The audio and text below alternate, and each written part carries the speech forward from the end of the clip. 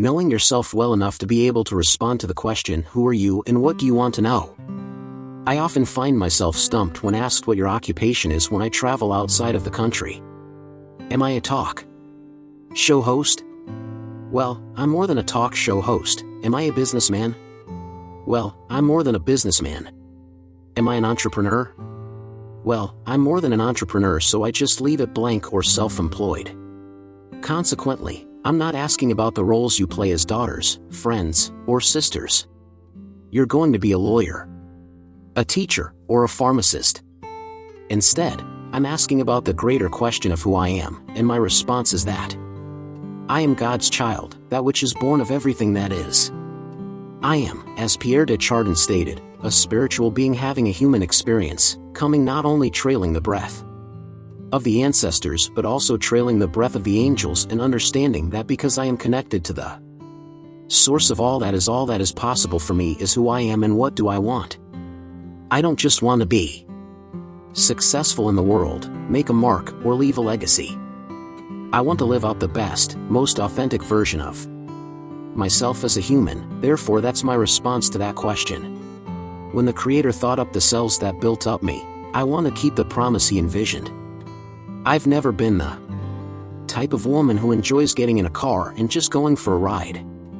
When my ex-boyfriend would say, "Let's just go for a ride," I'd ask, "Where are we going? Is there a destination? Is there a plan? Are we just riding? What do I want?" You must have some kind of vision for your life. Even if you don't know the plan, you have to have a direction in which you. Knowing who you truly are in this place and time that we embody is number one. What do you want? Who are your number two? You must find a way to serve. This is a beautiful metaphor for life, and you want to be in the driver's seat of your own life, because if you're not, life will drive you. We live in a culture where everyone wants to be famous and where we appreciate someone for merely being famous. We think being recognized provides us worth. Martin Luther King, Jr. once observed that not everyone can be famous, but everyone can be great, because greatness is defined by service. The truth is that all of that will eventually fade away. The real truth is that service and significance service. And the significance that you bring to your service is that which is lasting. That is why it is important to be able to use your gift or talent, regardless of what it may be. Our honorees today are doctorates in fields that seem to be in opposition to one another, HIV and AIDS and spoken word, but what they have in common is service.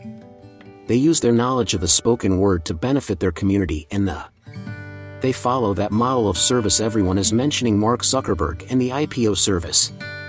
Rapid service by Jay-Z. I was really just happy to be on TV for a long time. People would stop and say, "Oh, you're on TV?" "Yeah, I'm on TV. I like being on TV. It's a nice job." But then I went back and thought about what it was I was doing on TV and decided that I was going to utilize television as a platform to do good, rather than allow me to be used by it. I'll tell you that after making that important adjustment in how I used television, my career changed dramatically. I now do service via medical, service through the arts, and anything else. When you change the focus of whatever it is you decide to perform to service and you add meaning to it, success will follow, I swear. That is why you should make your product as a manner of giving back to the world. It's so easy to be excellent, but so difficult to actually do. Think about how you notice when you go to Taco Bell and someone gives you an extra napkin and some sauce. You notice you want to go back to that person, because even at Taco Bell, excellence is evident. Be excellent. Make excellence the hallmark of your business. Everyone discusses developing a brand. I didn't even know what that meant. When people asked if I was a brand, I would respond, "No, I'm just Oprah." But now I realize that my decision to always act honorably and excellently is what gave rise to the brand. I also know that when you are excellent, people remember you and you stand out no matter what. You become an unforgettable woman, and that is what we all strive to be. I swear to you that this is the case because of Newton's third rule of motion, which states that every action has a corresponding and opposing response. Celia in the movie The Color Purple quoted Newton as saying this: "Everything you've attempted to do to me has already been accomplished. Music, you don't need to worry about getting back at someone or making sure they pay, since everything you even attempted to do to me was already done to you. All you have to do is act morally, and the right thing will follow, even if others don't agree with you."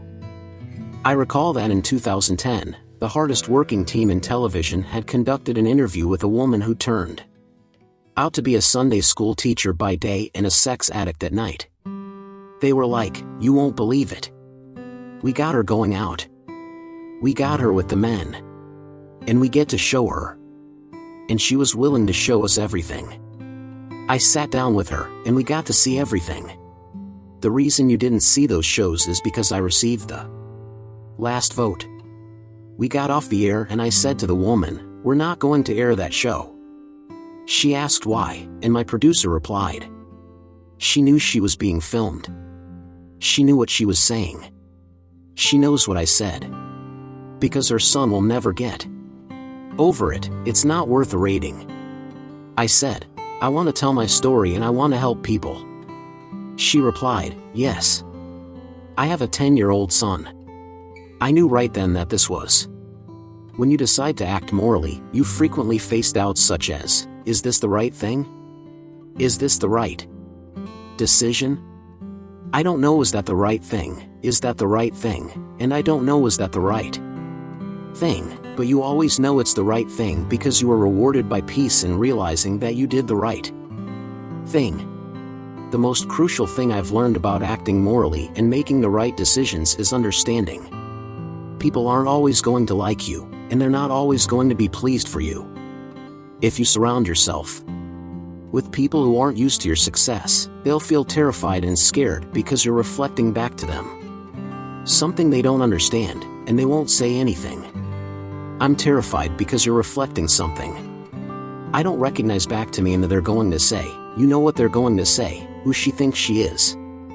Who she thinks she is, and that only occurs when you're with individuals who don't want to give you any favors or strive for the best. The best advice I can give you is to surround yourself with individuals who will fill your cup to the brim, so that when others remark you're so full of yourself, you can respond with confidence. You can say, "Yes, I'm full, I'm so full, my cup ran it over," but you also know that once your cup is full, you cannot spend the rest of your life giving your gallon-sized gifts to pint-sized people. Instead, you must surround yourself with similarly sized people to avoid giving your gallons to those who are unable to hold them. Choice 2. Change the world. I love that song, and I love hearing you all sing that. Your deep interior inquiries: who do I want to be in the universe, and what is my relationship to the source of everything? That is God. I don't mean what you think about God, I mean what you feel as being. When you are tuned in and charged into that, you go within yourself and connect to the source whenever you feel empty. Once you know that, you can then choose to do the right thing in service and significance. I'm talking about the big deal: being connected and aligned with all life, which is divine and universal. I swear to you that you will build a vessel of service for yourself first, because you must honor yourself first and give to yourself before you can give to others. You will build a vessel for yourself, for your family, your community, and the world, and those three things will not only lead you to a blessed life. I can attest that my life is so blessed that I sometimes find it difficult to take it all in, but also to a gifted life and a fulfilling life. I've spent thousands of hours speaking with spiritual leaders and teachers, not just those who have been deemed to be such, but also thousands of people who came from levels of dysfunction, levels of pain, levels of suffering, and challenges in their progression toward trying to be the best human. When you can do that, grace will follow you, grace and glory, and when they see you coming, it ought to make them proud. I am someone who believes in the sharing of stories as well as the sharing process in general, because I know that everything in life improves when it is shared. The thousands of people who have appeared on the show as guests, many of whom are also audience members, have been my greatest teachers, and I would say that this is one of my gifts that I've had since I was a young child.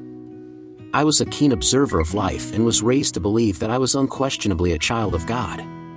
It's because every Sunday, as I got ready for Sunday school, I went to our small church down the dirt road from my grandmother's house. There was no running water or electricity there, but we could hear the singing. I always sat in the left pew in the second row and listened to the preacher talk about how the Lord is a loving God, though occasionally he would say that the Lord is a jealous God. I was taunted on the playground for claiming that God is my father and that Jesus is sometimes my brother when people asked who my father was. What I now know and have learned, however, is that my view of God has expanded to include all things, all God is. All God is law, God is all in all things, not just the guy standing up and the sitting up with the beard. And now that my view of God has expanded, I still understand how important it was for a little colored girl we weren't even black. My grandmother's greatest wish for me was that I would one day be able to work as a maid, just as she and her mother before her had. She hoped that I would be able to do this because she had worked as a maid. She used to say, "I hope you get some good white folks when you grow up. I hope you get good white folks who treat you well." My grandmother would not have known about the life I now lead with good white people working for me. Instead, she would just, Lord have mercy, I didn't see it, but I now know that having that belief system that someone bigger than me was in charge of my destiny and fate, that it wasn't just me alone having to survive for myself, is the rock that has maintained me so my vision and perspective. Acts 17 verse 28, a favorite Bible scripture of mine that states, "In God, I move, breathe, and have my being, thus my every endeavor in life has been since I was a child," has deepened my knowledge of what it is to be a worldwide citizen. I have paid attention to my life because I realize that my life, like your life, is always in motion. Because of this understanding, I have been able to manage fame, success, and growth and grace while also gaining wisdom and glory from the space that I know to be God. In God, I live and breathe, move and breathe, and have my being in everything that I do, and all that I am comes up and out from the center of that space even when I didn't know what to call it. It took me a while to really get this and understand it, but once I did, I began paying attention to everything. One of the reasons why I can now accept the fact that I can share my learnings and wisdom and refer to myself as a spiritual teacher is that every single guest on my show, there have been about 37,000, came from dysfunction, and many of them wouldn't appear to be teachers, but every single one of them was, and is, a teacher. Your number one job is to become more of yourself and to grow yourself into the best version of yourself. One of my greatest teachers was a man named John Diaz. We were working on a show called Would You Survive, and on Tuesday, October 31st, 2000, Singapore Airlines Flight 006, a Boeing 747 from Taipei to Los Angeles, took off with 179 people on board. What's interesting is that John Diaz was on that plane and there were numerous whispers that he shouldn't have boarded, which I'll discuss later. Nevertheless, he did, and he managed to get on the plane and, be one of the survivors. On the Oprah show, I asked him, "Do you think it was your position on the plane because you were in first class that made you one of the survivors?" He responded, "Yes, I feel that the location of the plane, as well as my rapid thinking and the fact that I didn't stop moving, may have contributed to it." I responded, "You don't believe you're not a religious guy? You don't believe that there was anything?" He responds, "No, I'm not a religious guy, and I don't think that there was any sort of divine intervention going on there. I do not believe that. I did observe, though," and he says, "it looked like Dante's Inferno with people strapped into their seats and simply burning. And as I turned to look behind me, I noticed what appeared to be a little amount of light coming from the tops. It gave him a new kind of spirituality in the sense that I now believe somehow, I don't know how, but life continues on somehow through that light, and although I'm not religious, I thought the brightness and dimness of the auras were how one lives one's life, so to speak, so that's one of the major things that changed after seeing it." He said that was one of the things that changed after seeing it. When it leaves is one of the most memorable moments. It's one of those times when you realize that it's more significant than a television program about survivors. I always knew that when I was moved, at least a million other people might be as well, because if 20 million people were watching, it meant that someone else felt and heard what I did. Connection is what we call it, so I gave it a lot of thought. First and foremost, I believe that it stems from a profound awareness of who you are and why you're here. It comes from staying in touch with the appreciation and the holy gratitude that should fill each of our hearts on a regular basis. Just knowing what a privilege it is to be here and to be human. Close your eyes for a moment, will you? Please? We want to live a life so that however we transition, people can say, wow, that was a bright one, that was a bright light. Breathing together with me, just close your eyes, place your thumb on your middle finger, gather your other fingers, and let's feel the vibration and pulse of your own energy as you take 3 deep breaths with me. Inhale, and as you exhale, feel the blood vibrating through your body. Keep your eyes closed, and let's just think about this day. This day that you have been blessed to breathe in and out.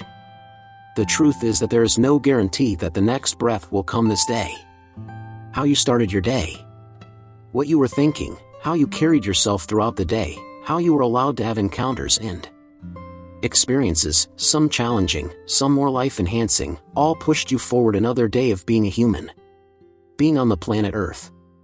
The decisions you made that led you to this day. Open your heart and humbly say the only prayer that has ever been required. Thank you, thank you, thank you.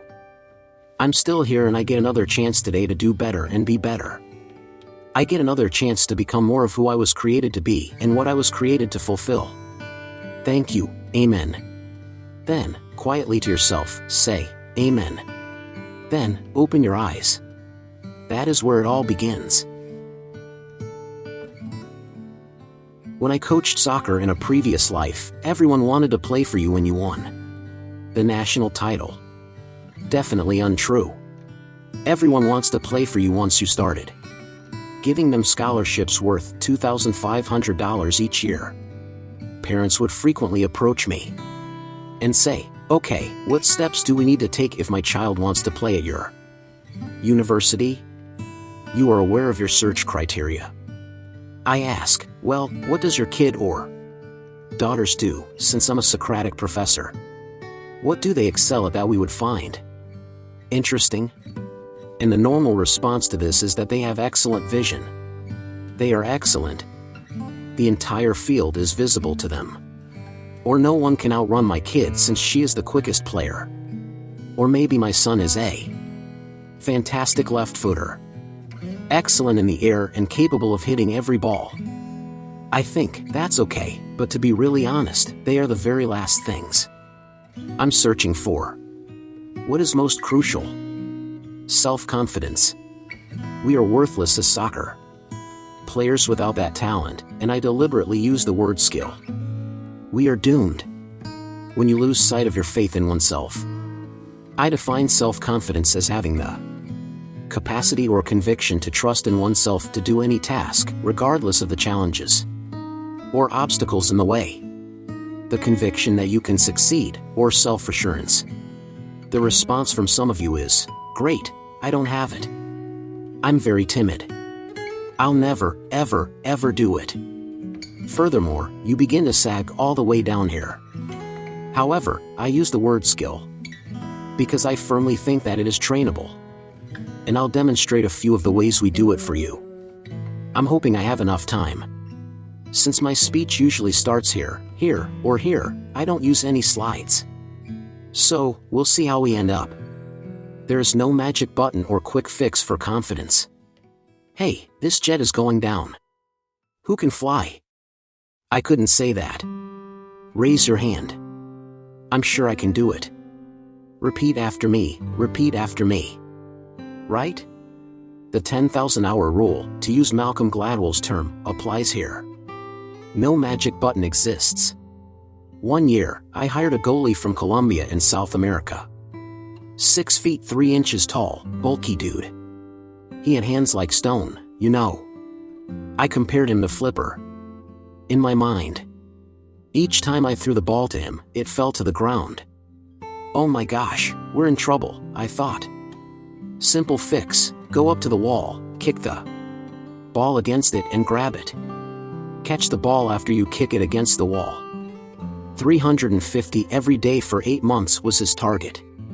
When he returned, his hands had developed calluses and virtually no moisture remained on them. He is presently performing around Europe. Magic? No.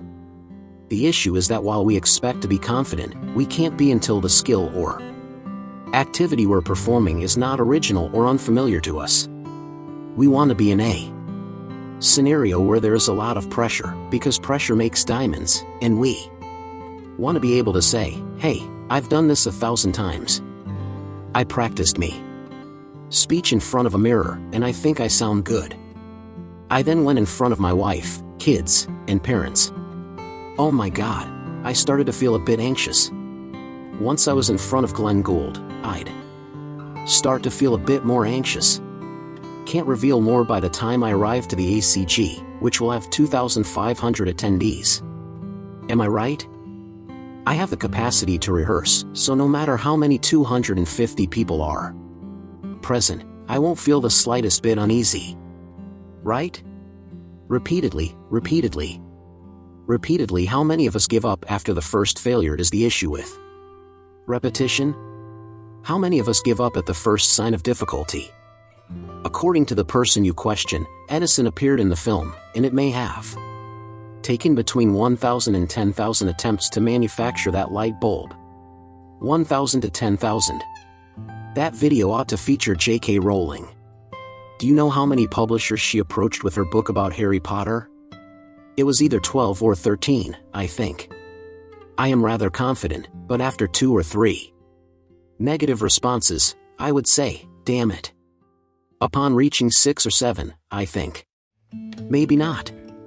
After age 9 or 10, I would undoubtedly consider a career as a soccer coach or some other occupation other than novelist. 12 times, someone has refused. But practice, and refuse to give up when you fail. Perhaps perseverance should be the solution rather than repetition.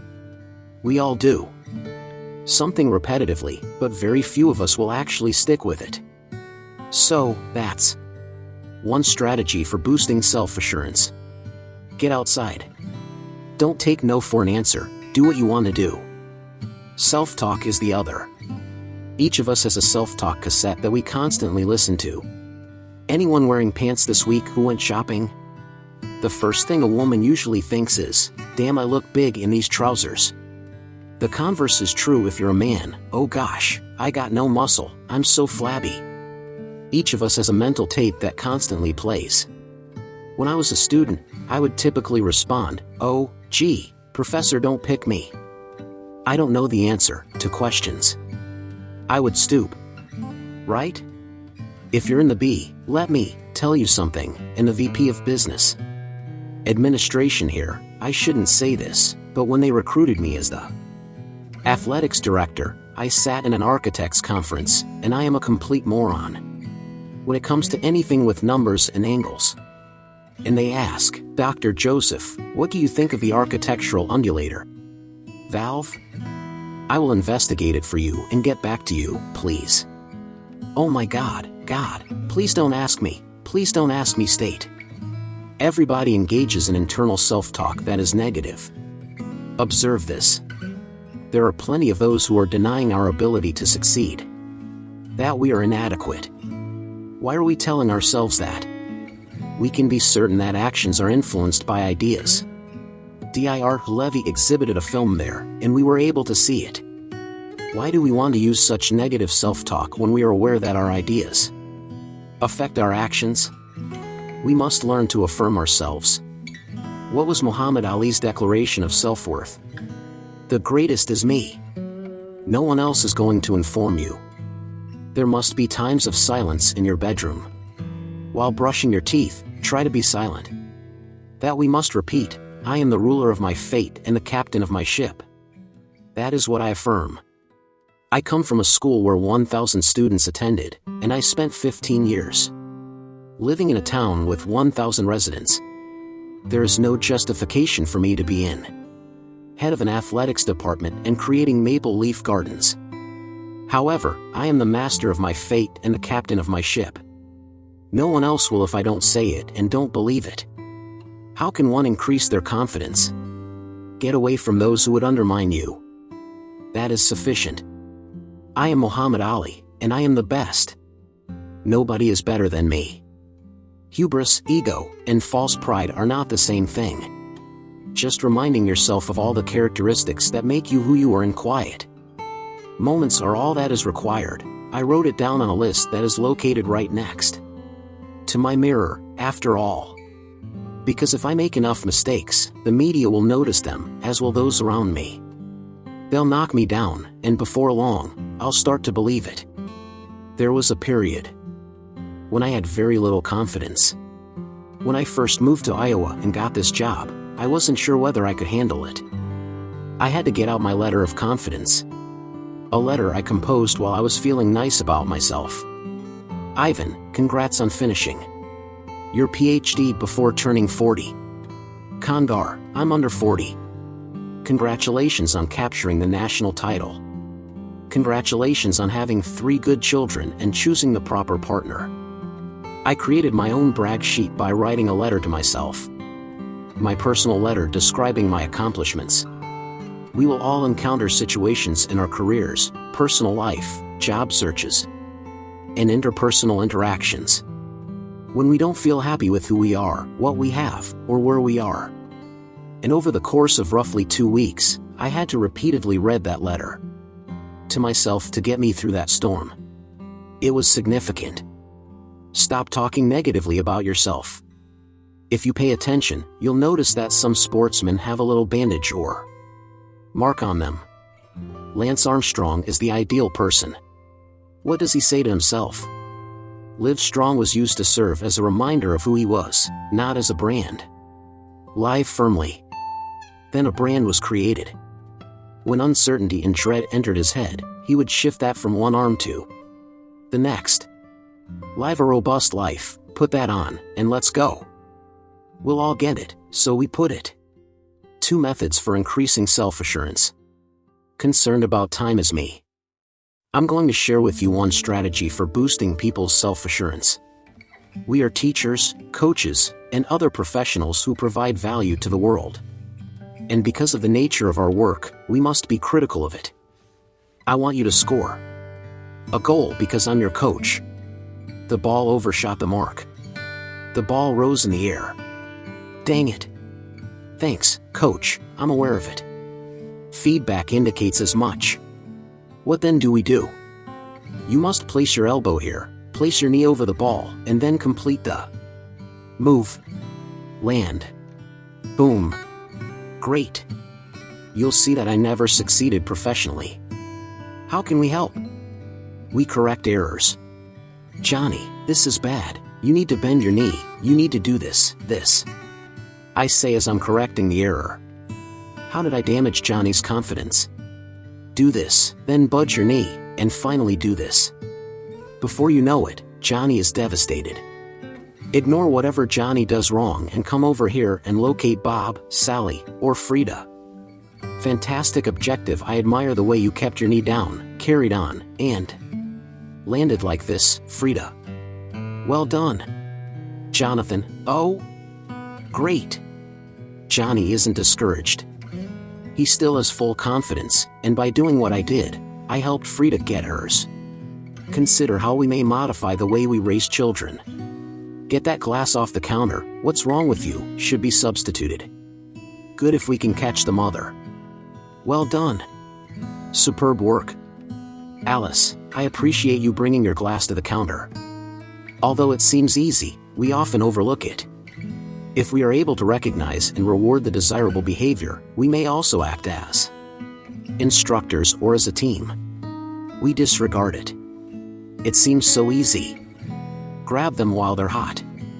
We disregard it. It's easy. What they did was this.